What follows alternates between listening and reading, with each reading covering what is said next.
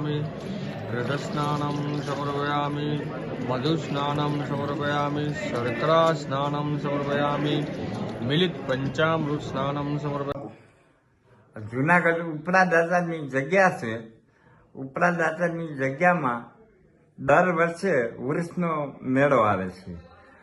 એમાં વૃક્ષના મેળામાં એક પહેલા દિવસ ગુફા ખુલે છે તો એના એવા સિદ્ધિદાયક આભૂષણ છે એ બહાર આવે છે. બહાર અભિષેક થાય છે અને ઓટે 2 કલાક રાખી બધા ભાવિકો સંખ્યા બધા દર્શન કરે છે અને ખૂબ ધન્ય બને છે.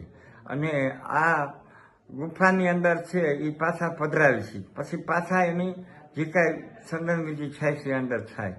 અને પછી કાલનો દિવસ આરંભ રહે.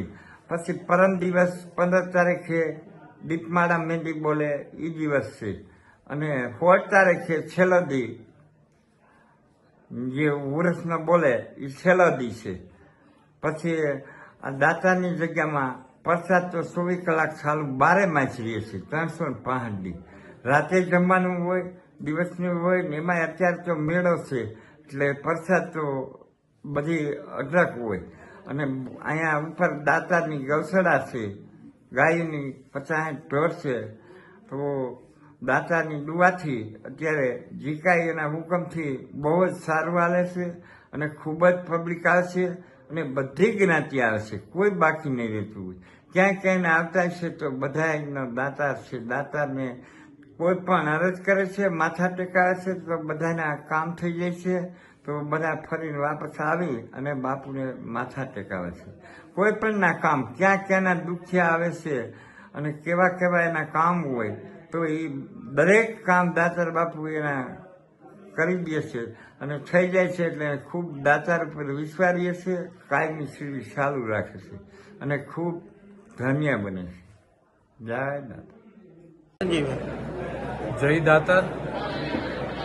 દાતારની આ પવિત્ર ભૂમિ ઉપર ગરવા ગિરનારની ગોદમાં દર વર્ષે જે દાતારની આભૂષણો બહાર કાઢી ચંદન વિધિ થાય, પૂજન વિધિ થાય અને ભગવાનના આ શૃંગાર વર્ષોની પરંપરા આજે જાળવવાનું અને દર્શન કરવાનું સૌભાગ્ય જેના નસીબમાં હોય છે, જેમને દાતાર બોલાવતા હોય એ આવી શકે. આજે વિઠ્ઠલ બાપુના વખતથી અત્યારે ભીમ બાપુ જે રીતે અહીંની એક જગ્યાની પરંપરા મહત્વતા સમજી અને જે રીતે એક આધ્યાત્મિકતા જાળવવાનું કામ, અને આ એક જગ્યા એવી છે ત્યાં હિન્દુ અને મુસ્લિમ બંને ધર્મ એટલે કે ધર્મની એકતાનું આ પ્રતીક છે અને આ દેશની આધ્યાત્મિક ભૂમિનું પણ આ પ્રતીક છે. તો આજે આ દાતારની ભૂમિ ઉપર આ ચંદનવિધિ કાર્યક્રમમાં ઉપસ્થિત રહેવાનું સદભાગ્ય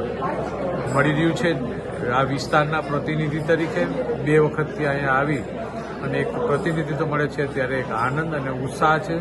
અને આ ભગવાન દાતાર સમગ્ર વિશ્વમાં, સમગ્ર દેશમાં, સમગ્ર રાજ્યમાં અને આપણા આ ક્ષેત્રની અંદર સૌની શાંતિ આપે, સૌને સુખ અને સમૃદ્ધિમય આપે અને સૌનું જીવન ખુશમય રહે અને એક ભાઈચારો સૌ જગ્યાએ જળવાઈ રહે એવી ભગવાન દાતારને પ્રાર્થના. હા, જય દાતાર. મારું નામ જ્યોતિષભાઈ ગાંધી અને હું અમદાવાદથી આવું છું. વર્ષોથી હું દાતારના દર્શને આવું છું અને દાતાર એટલે સૌરાષ્ટ્રની સંતોની ભૂમિ જેમાંની એક જગા. અને દાતાર એટલે જે માગે તે એનું નામ એ દાતાર. દરેક જ્ઞાતિના લોકો અહીંયા દર્શનાર્થે આવે છે, શ્રદ્ધાથી આવે છે અને દરેકના કામ પૂર્ણ થાય છે. એમાં બી આજે આ ઉર્સનો મેળો શરૂ થયો. એમાં પહેલો દિવસ એટલે ચંદન વિધિનો દિવસ. ચંદન વિધિ એટલે જે દાતાર બાપુના જે આભૂષણો છે એ મંદિરની અંદર મૂકવામાં આવેલા છે, જે વર્ષમાં એક જ વાર બહાર નીકળાય છે. એને પછી ફરી પાછા શાસ્ત્રોક્ત વિધિથી સ્નાન કરાવી અને ચંદન લેપ કરી ફરી પાછા મૂકવામાં આવે છે. એ દરમિયાન દરેક શ્રદ્ધાળુઓ જે આવ્યા હોય છે એને દર્શનાર્થે બી મૂકવામાં આવે છે. જેના દર્શન કરી જે લોકો આવે બધા ધન્ય અનુભવે છે. એ સાથે દાતારની જે ભૂમિ છે ત્યાં 12 માસ 24 કલાક પ્રસાદીનો લાભ ચાલુ જ હોય છે. લોકો એની પ્રસાદી લઈને ધન્યતા અનુભવે છે. અને એવી વાત છે કે જે દાતાર આવ્યા છે બીજા 10ને લઈને આવે છે. જેના કારણે હવે ખાલી ગુજરાત કે સૌરાષ્ટ્ર કે નહીં પણ પૂરા હિન્દુસ્તાન બહારથી પણ લોકો એના દર્શનાર્થે આવે છે. જય દાતા. આજે દાતાર બાપુની જગ્યામાં જ્યારે ચંદન વિધિનો કાર્યક્રમ ચાલી રહ્યો છે તે હજારો ભક્તો અહીં આવીને દર્શન કરીને ધન્યતા અનુભવે છે. હું પણ એક દાતારના સેવક તરીકે ઘણા વર્ષોથી ચંદન વિધિમાં હાજરી આપું છું. ત્યારે આજે ચંદન વિધિના આભૂષણો, પોખરાજ ને કુંડળ ને વર્ષો જૂના અને એની કિંમત કાંઈ ન કરી શકીએ એટલી એની ભેટ અને એના દર્શન કરી અને વર્ષમાં એકવાર એનો અનુભવ થાય છે. ત્યારે હું ધન્યતા અનુભવું છું.